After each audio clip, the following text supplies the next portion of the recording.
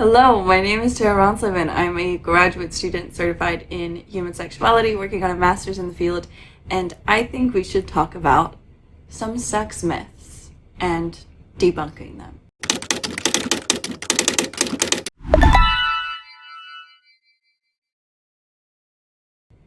So, this is obviously a bit more casual of a setup. I thought we'd do something a bit more chill, a little different. No script. I've got some notes over here on my laptop on my cow. That sounds like a euphemism. I have a cow ottoman. Share some kombucha. It's the evening, as you can tell. It will be getting rapidly dark behind me. The lighting is probably very strange, but let's give this a go. As you can tell, there will also be a lot of rambling because that is the way I speak naturally. So let's get started. I have 6 sex myths that I wanted to discuss today. These were mostly submitted through my Instagram. If you want to follow me there, that'd be lovely. Why did I start drinking in the middle of a sentence? I don't know. But yes, I sent out a question on my Instagram stories and asked people to send in some of the crazy sex myths they were told. This first one was actually one of my examples of wild things that I still get told all the time, namely on like TikTok. You know, it's out. It's still in the zeitgeist, in the environment. But that myth is the idea of needing to drink or eat specific foods, drinks, in order to change the taste of your genitalia. This is one that's primarily focused towards women. We'll discuss that a bit more later. And pineapple is the main one I hear, although I've seen more creative ones, slushies of pineapple and cranberry juice and all of that.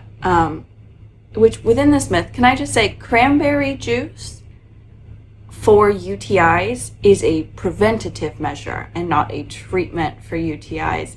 And also, if you are drinking cranberry juice that is sweetened, it's not going to help. The sugar actually feeds the bacteria that create yeast infections and UTIs. So if you like cranberry juice, drink cranberry juice, but it's not really a treatment for any sort of infection. And if you like it, then eat it is kind of the moral of the story when it comes to pineapple as well. There's no research showing that specific foods or beverages will change the taste of your genitalia. Sex is supposed to taste like sex. It's a body part. It's normal. We as a culture tend to really shame women around their vulvas specifically, and there's also this idea that femininity means always being, very clean and neat and hairless and smelling nice, and like, we're humans, we're mammals, we're animals. Obviously we get sweaty and gross, and obviously hygiene is important, yes, and that is a key factor in the way that your genitalia are going to smell and taste, but you don't need to drink or eat special foods to do that. Really, the only impact food is going to have is, well, one, generally eating healthy is good for your genitalia. One, because you do generally smell better. That is because food smells can leach out of your pores, your sweat, that sort of thing. If you eat a ton of onions or garlic, sometimes that smell will come from your pores. That is not genitalia specific. That is your skin. And you do have to eat a lot of onions and garlic for that to happen. Also, alcohol, as anyone who has had 1 or 2 drunken nights in their life know, the next day you do tend to sweat out that alcohol quite a bit, and it can make a distinct body odor. And so, yeah, if you consume alcohol heavily, that can impact the way you generally smell and smell is obviously a heavy factor in taste. But in general, all you really need to do is to make sure you are hydrated, make sure you are hygienic, and trust that anyone who is weird about the way you taste is probably not mature enough to be tasting you anyway. As a side note, there are certain things like bacterial vaginosis, or as mentioned before, yeast infections and stuff that will throw off the pH balance of your vagina, of your vulva, and that does create smells, bad smells, and those are obviously specific situations, and those are things that you would need to see a doctor about, particularly like fishy smells that come with like chunky discharge, white chunky discharge. That is something you want to get checked out. That can be a sign of BV. But generally, if you are infection-free, hygienic, drink your water, it's not something you need to worry about. And it is a way that capitalism has, oh, here she goes, getting comfy to go on her capitalism rant. The way we treat women is such a product of capitalism. Every month there is a new thing that suddenly we are meant to be so insecure about. And guess what? There's 10 products here to remedy that problem. And generally the things are normal things. Like hip dips came out of nowhere in the last few years. Suddenly we're all supposed to be ashamed of hip dips. Hip dips are just the way that your bone and tissue connect in your body. That's that's not a problem. That's not a problem. That's just bodies. And suddenly we have special underwear you can use to reshape your hips. There's surgeries you can do. There's special exercise programs you can do, special diets. It's all about creating problems in order to solve them. And the feminine hygiene market has done this, right? They have taught us that our bodies are inherently dirty and gross and should smell like flowers all of the time. And so here's a lavender scented wash specifically for your vulva, you know, that gross, dirty part of you that you don't want anyone to know about. All of that is going to actually make the problem worse. And then what do? You buy more. You buy more to fix the problem because now you smell weird again. But you smell fine right after you use the soap. Yeah, because it's the soap you're smelling. But then it's changing your pH balance. Like your vulva, your vagina is made as a self-cleaning organism. It knows how to take care of itself. The only thing you should be using on your vulva is warm water, and the only thing that should be going inside of you is nothing when it comes to soap. Your body cleans itself. That went a little off the rails. All of it will. Eat pineapple if you want. Pineapple's delicious. But don't feel that you need to drink a gallon of pineapple juice a day or eat a whole pineapple in order to change the way that your body tastes or smells. Once again, sex tastes like sex. Sex smells like sex. Your vulva is a part of your body. It's an organ. As gross as that is, it's an organ, and it's gonna taste like an organ. The next one that I got in multiple times actually on my Instagram is the idea of the anal sex loophole, that if you are having anal sex, it does not count against your virginity, that anal sex is not real sex, and therefore anal sex is kosher, is good by God, I guess. The thing is, obviously, religious and cultural beliefs, there are a lot of religious and cultural beliefs around the idea of virginity. And that's ultimately what it is. It's an idea. It's a concept. There is no biological virginity. There is no way to tell if someone is a virgin or not by looking at them, even if you're looking at their vulva. The idea of the hymen as an indicator of virginity is so medically inaccurate. So let's break down the idea of the hymen, right? So the hymen is a thin piece of mucous membrane. It is the same sort of skin that's on the inside of your vagina. And the hymen stretches across the opening of your vagina, of your vaginal canal. And nobody's entirely sure it's a vestigial structure, but the theory that I've seen the most, and the theory that makes the most sense to me personally, is that the hymen developed as a means of preventing infection in infants. Infants are regularly, well, they shit in diapers, right? They're kind of sitting in their own refuse a lot of the time. And any sort of feces, any fecal matter getting into the vagina is going to cause an infection. And so as a means of preventing infection, there is this mucous membrane that prevents that fecal matter from entering the vaginal canal.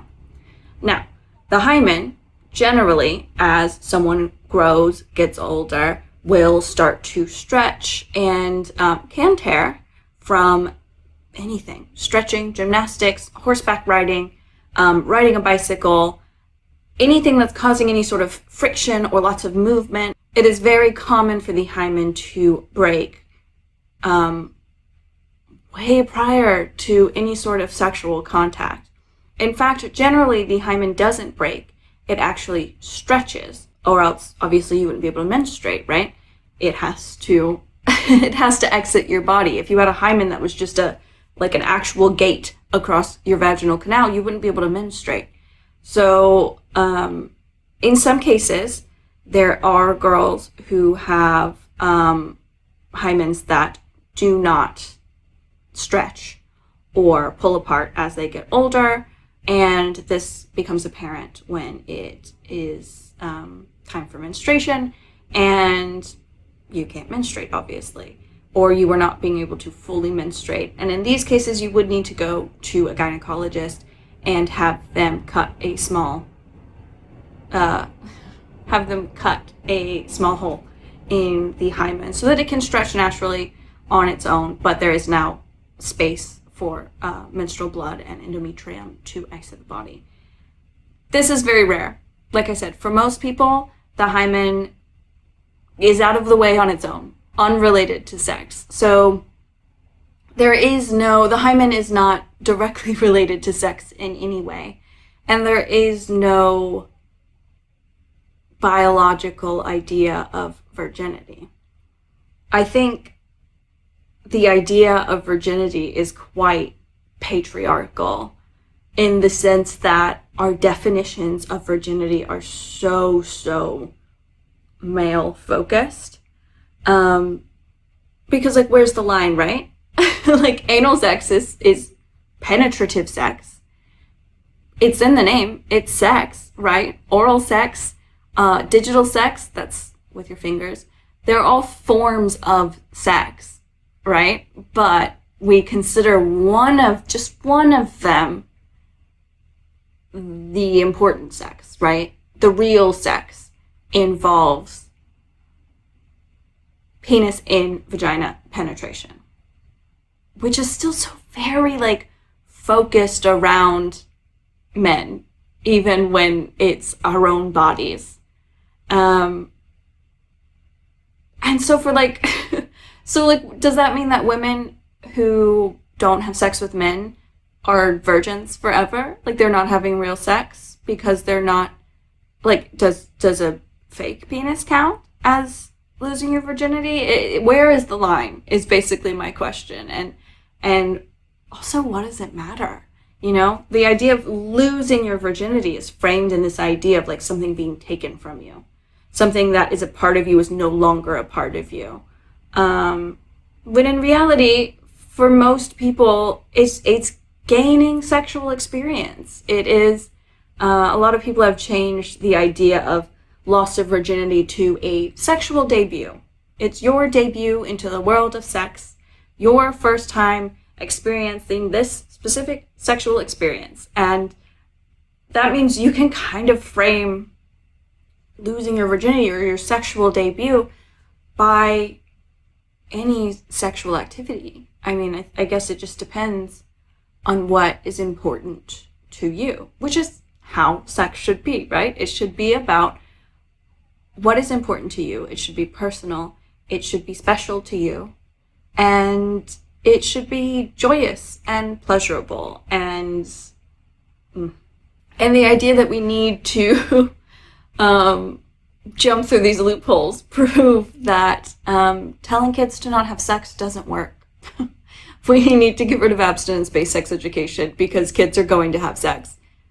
I say kids. Adolescents are going to be having sex even if they have to go through the backdoor loophole and have anal sex, which for a lot of people is a lot less comfortable. It doesn't have to be. It doesn't have to be painful. Neither one has to be painful. That's another myth I'll kind of wrap into this. Neither vaginal sex for your first time or anal sex need to be a painful experience. If you are adequately aroused, have lots of lubrication, whether that is natural lubrication or adding a lubricant and a silicone-based lubricant or a water-based lubricant, both experiences can be fun and enjoyable. But we unfortunately teach mostly women that their value is in this thing that doesn't really exist. And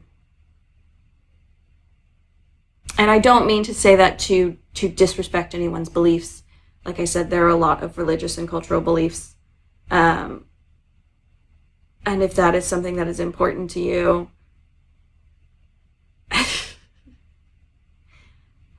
I respect you, but I disagree. Respectfully disagree.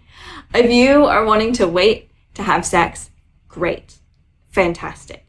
If it is because you want it to be with someone that you love and trust and you have known and you've explored your body beforehand and you know what you want, you know what you need, and you have your firm boundaries, great. Fantastic. Good for you. But if you were doing it out of shame or fear or following rules in a book from a millennia ago, then I think it's important to look into what's actually important for you. Now that I've offended every religion on the planet, the next myth is that Coke kills sperm. I did have to clarify when someone sent this in that they meant Coca-Cola and not cocaine. The latter would be quite expensive.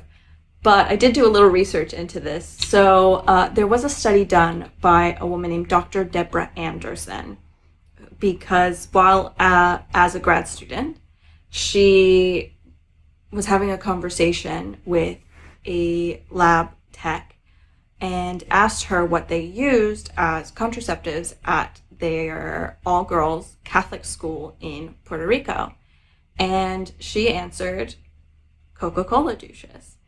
And these were really popular in the 1950s. This idea that cola kills sperm due to the acidity of the soda, and that the shape of a Coca-Cola bottle was kind of perfectly made for a shake and shoot situation. So post-sex, you would take a glass bottle of Coca-Cola, shake it up, insert it, douche with a soda, with your soda, and it would prevent pregnancy. So the study done by Deborah Anderson did find that in laboratory settings, sure, Coca-Cola does kill sperm, or it immobilizes sperm, does not kill them, in the same way a spermicide does, or Phexxi. If you watched my last video on contraceptive methods, the high acidity levels immobilize the sperm. She actually noted that Diet Coke works even better because Diet Coke is even more acidic. However, don't do this. Don't do this. As we discussed earlier, vaginas are self-cleansing. You don't need to do any kind of douches, any sort of vaginal douches at any point. But definitely don't put Coca-Cola or any soda inside of your vagina. They're full of sugar, obviously. And also mentioned earlier, sugar is a recipe for pH imbalances and yeast infections. And also, don't know if you've ever seen this, barbecuing is very big in the South, so this is a popular thing. A lot of people will marinate meat with Coca-Cola. You pour soda on it, you let it sit in the Coca-Cola, and it tenderizes the meat. The studies that Deborah Anderson did showed that Coca-Cola does the exact same thing to the inside of your vagina. It is tenderizing that meat, and it is causing lots of irritation, lots of micro cuts, and that is a recipe for infections. So don't do this, please. Check out my video on non-hormonal contraceptives options that I put up before this, and try one of those out instead, actually. This next one is that thinking about sex or thinking about boys in a sexual manner would make your boobs bigger. And this is kind of in line with the idea that if you have sex, it's going to change the shape of your bodies. I've heard that one before, that if you have lots of sex, that makes you much more you've got bigger boobs and bigger hips and thighs. That's those onsets of puberty, the body changes that come with puberty also come along around the same times that a lot of people are making their sexual debuts. So they say, oh, I've had sex, and now all of a sudden I have boobs and I have hips, and it's because I had sex that I'm now womanly. No, no, your puberty was going to do that to you anyway. There is something to this myth in the sense that arousal does make your breasts swell temporarily. Being turned on does not magically make you go from an A cup to a C cup overnight. But while you are aroused, because there is so much blood flow going through your body, your breasts swell, your nipples swell, your nipples become erect. And then when you are no longer aroused, those things go back down. Lots of things can make your breasts larger. Basically anything related to hormones. So we're talking periods, ovulation, pregnancy, menopause, going on birth control, but also things like gaining weight. Those are all going to cause fluctuations in breast size that are unrelated to what sort of naughty thoughts you're thinking at night. Speaking of thinking naughty thoughts, though, the next myth is that men are always thinking about sex. I'm sure you've heard the statistic that men think about sex once every 7 seconds, which is absurd if you think about it for more than 7 seconds yourself, because, good God, how would you get anything done? A more realistic number, as determined by a 2011 study, showed that men actually think about sex about 19 times per waking day, which is closer to about once every hour, and was the same frequency they thought about things like food and sleep. And it's also I'm not sure how you measure that, right? You tell someone to count how many times they think about sex, you're asking them to think about sex. So I feel like all of those numbers would be inflated. I think there is something to being very conscious of what you're thinking that makes you think the things, right? So I can't see how that number isn't possibly skewed, but once an hour seems much more realistic. However, I think it speaks to a stereotyping of men when it comes to sexuality that is damaging both to men and to women.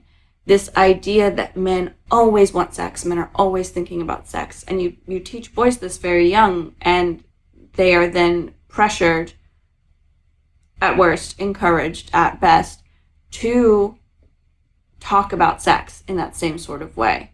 and then to perform sexual acts. There's a lot of pressure on men to be very sexually active. In the same way, there's a lot of pressure on women to be the opposite, which doesn't make any sense, right? And those stereotypes lead to things like men commonly inflating their body count, the number of people that they've slept with, while women often are shown to reduce the number in their body counts in these sort of self-reported studies. This is because we have this cultural dynamic that tells men they must always want sex and women that they shouldn't want sex. And who are they having sex with? These are the same sorts of people who are saying that men and women should be the only ones having sex together, and yet they create this dichotomy of one person wanting sex and another one not wanting it. I also believe that it's pretty reductionist towards men to say that men are always thinking about sex, or men only want to think about sex, and they are these feral creatures who have no control over themselves or their actions, and that pressures men and boys into saying things and doing things that they don't particularly want to do or particularly enjoy. And those things become so ingrained in practice that it becomes the way that men think. I mean, just look at the number of these alpha men types we have on the internet that are spewing this misogynistic rhetoric about women only being good for sex. And tons and tons of these pickup artist coaches who teach men how to gamify relationships in order to, I don't know, have big numbers to show off to other men. It doesn't make any sense. And obviously that's damaging towards women as well, because that creates a culture of misogyny and sexual aggression. But also, it breeds insecurity in women. For example, if a woman wants to have sex with her partner or a potential partner and is turned down because of any number of reasons, right? That man has had a rough day. He's really tired. He's hungry. He's really stressed out. He just isn't in the mood. He's, I don't know, got a weird zit on his butt and he doesn't want you to see it. Instead of recognizing, oh, there are plenty of reasons why someone would not want to have sex right now, that becomes this sort of self-critical blame system where it's, men always want to have sex. Men would fuck anything that moves. So there must be something wrong with me. There must be something so wrong with me that this person doesn't want to have sex with me. And then that can either turn into the sort of insecurity and self-loathing that leads to just a general lack of confidence when it comes to sexual encounters, and not advocating for yourself and not speaking up for your wants and needs and desires. Or it can also go the opposite way, and I mean, still encompassing all of that, but lead to sort of hypersexuality in order to prove yourself as sexy. Because, like it or not, unfortunately, our society has created, in the same way it's created this culture of value in purity, a value in being sexually desirable. You need to somehow be virginal and sexy.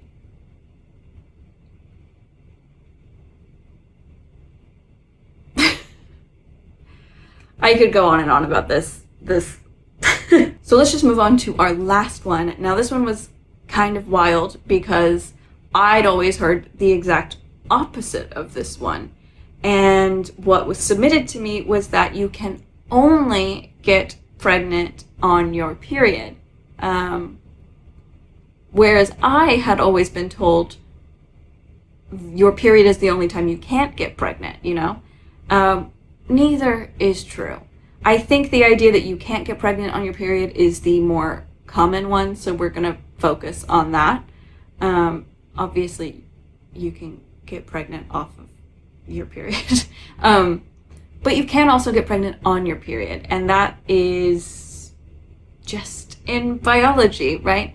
A lot of women don't have super regular cycles. And even those who do, there's variations depending on your stress levels. Those affect your hormones. Things you eat affect your hormones. Things you're exposed to affect your hormones. Like, lots of people have irregularities in their menstrual cycle. But let me draw you a picture. Okay. So here's a very, it's gonna reflect. Okay, there we go. So here is my very quick rough drawing of a calendar. So here's our days of the week. Say you start your period on a Monday, just to make it easier. So you're bleeding here, and here, and here. If you're lucky, 3 days. That's a nice light cycle.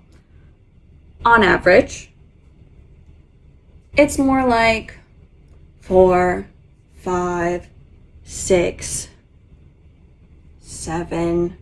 For some women, even up to 8 days. 4 to 8 days is the average length of bleeding, right? So you're bleeding these 8 days. You have sex on this day. You're still bleeding, but it's really light, right? You think, I'm on my period still. Doesn't count. Can't get pregnant. However, sperm can actually stay in the fallopian tubes for 5 days. So we've got 1, 2, 3, 4, 5. Now, ovulation on a 28-day cycle is usually 14 days after your first day of menstruation. So 1, that's 7, that's 14. So this would be when you would ovulate. So if you're ovulating exactly on schedule, can you even see that? Let me darken my sperm line. This is the sperm. This is my little sperm hanging out for 5 days. So notice how close those are? If you happen to ovulate a little bit early that month, say here, that sperm is still hanging out in your fallopian tubes. Your egg drops and that sperm meets it, you're pregnant. Even though you were bleeding, you were on your period as far as you knew, you can still get pregnant. It's just math. And it's not something that's very easy to keep track of, right? A lot of women have irregular cycles, whether that is because they are young, because they live really stressful lives, because they have any number of pelvic inflammatory disorders or menstrual disorders, PCOS, endometriosis. There are plenty of reasons why you could ovulate off schedule, and you wouldn't know that. So, yes, you can get pregnant on your period. Is it likely? Not super likely, right? I mean, you saw how the math had to work out there. But it happens. The same way you can get pregnant the first time you have sex. In a hot tub, in a pool, in the ocean, upside down. Like, there's so many myths about not being able to get pregnant if you do it specific ways. The ways to not get pregnant are to use contraception. In reality, your chances of getting pregnant are always about 1 in 20, statistically. So make sure you use a condom or any other form of birth control, whatever works best for you. There are a ton of myths around sex and sexuality, and sex education is the only way to keep those myths from perpetuating. So Thank you for watching. I appreciate you getting that information from me, of all the people you could get it from. Let me know if you enjoy these more casual floor chats, if you want to do more floor chats with me. And as always, I don't know how to end a video. Love you. Bye.